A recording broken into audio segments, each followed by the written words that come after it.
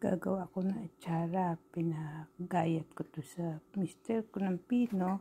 Ginamitan ng ganito. Tapos naglaga ako ng suka na may asukal na pula. Depende sa inyo kung matamis o matabang ang gusto nyo sa atsara. Ang paghihiwa ng carrots, pais lang na ganyan, magkasalubong. Tapos yung hihiwain maliliit yung mahaba. Tapos hihiwain nyo ng maninipis lang pag ganun. Tapos maliliit ang hiwa ng luya, bawang, saka sibuyas. Kung may sibuyas Tagalog kayo, saka konting pamintang buo. Tataob nyo na ganyan, mga 12, ganun. Tapos hahalo nyo na, pipigain to.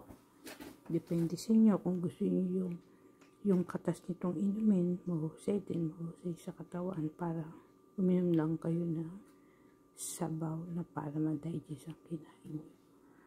Yan. Tapos lalagyan ko na ng 2 packs ng raisin. Ito ang ginagamit kong raisin. Be sure to subscribe to watch my old and upcoming videos. Thank you for watching. Bye.